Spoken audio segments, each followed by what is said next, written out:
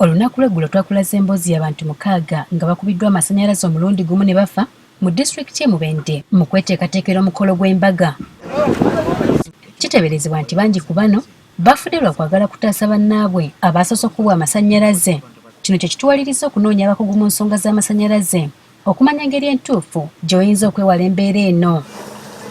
Engineer Judith Nayiga Sengendo ng'onakola n'ekitongole ki Electricity Regulatory Authority ERA agamba nti kyandibadde kirungi abantu ne bewala okuzimba wansi w'owaya z'amasannyalaze kyokka nga bwe weesanga ng'olina okuzimbawo waliwo by'olina okugoberera okwewala okufuna obuzibu. Oba agenda kuzimba nnyumba oba agenda kuzimba ebintu nga tenti, waliwo standards ezirina okugobererwa. Obuwanvu ki ekizimbe bwe kirina okukoma okuva ku layini z'amasannyalaze we ziyita. Kitegeeza nti obuwanvu bwa tenti katiipa ako akasembayo ku tenti n'okusembera layini ya waya erina okubeera ng'eri okusingako ku mita nga 4. Singa omuntu asussa obuwanvu buno, Nayiga agamba kisobokera ddala amasannyalaze okumusika ne gamukuba ne bw'oba togakoonyeeko. Magnet bw'oleeta ekitundu kya magnet kino n'ekitundu kya magnet ekirala n'obisembeza kumu owulira nga bisika.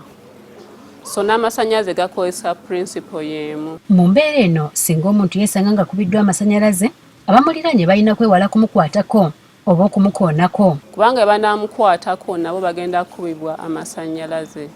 Naye balina okuyita mu bwangu ne banoonya ekintu ki kye basobola okukozesa okumuggya mu kabi ako kaba atuusiddwako. Agamba nti osobola okukozesa ekintu kyonna ekikalu okuggyako ebiyitamu amasannyalaze, gamba ng'ebyuma. Ekintu kyonna ekikalu, ekintu nga ekiti oba ekintu kya plastic oba fiberglass, ebintu ebitatambuza amasannyalaze, ne we luba luku balina okufuba okulaba nti luku lukalu ate teluliiko mazzi. Ne weeba plastic terina kubeerako mazzi kubanga amasannyalaze n'amazzi bikwatagana. Kyokka y'omuntu akubiddwa amasannyalaze mu nnyumba, omukugu agamba nti ekirina okusookerwako kuggyako main switch nga kyandibadde ky'amagezi okulaga ab'omu maka engeri y'okugaggyako.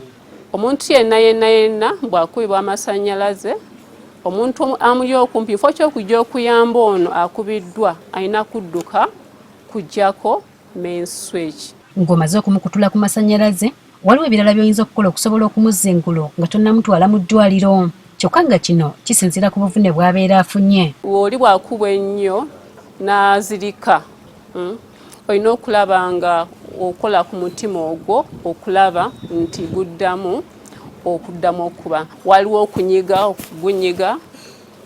gye bayita nga CPR, n'ogunyiga okulaba nti omuntu ogezaako omuzuukusa, eriyo mouth to mouth kulaba nti oli omussaamu empewo yo.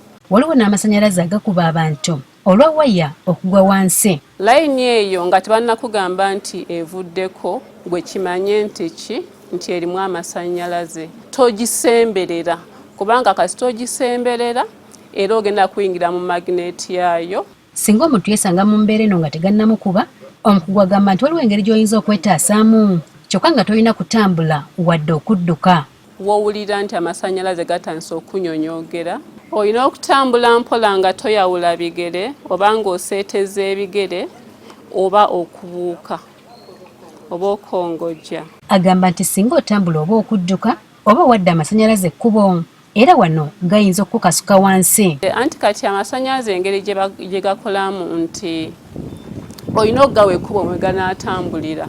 So kati bw'oyawula ebigere oba ogawadde ekkubo, mu bigere ebyo okutambula okufuna bye gagenda okutambulira. Kati bwe gatambula bwe gatyo ate nawe galeka gakkubye. Oyinza okwebuuza nti kitwala bbanga ky'okukwata ku muntu ono gw'omaze okutaasa ku masannyalaze oleme naawe okufuna obuzibu. Omuntu kasita omugya ku masannyalaze n'omuteeka ewali safe, oba osobola omukolako mu kaseera ko kennyini. Okusinziira ku bakugu, amasannyalaze agayinza okuggyawo obulamu bw'omuntu matono nnyo okusinga ago ageetaagisa okwakisa ettaala oba bulb, ate nga kino kisobola okubawo mu kaseera ka butikitiki. Kyokka newankubadde guli gutyo, obulamu bw'oyo akoseddwa busobola okutaasibwa singa bamuli okumpi babeera nga bamanyi ekyokukola. Jennifer Kabale, Agafeeyo ku Spark TV.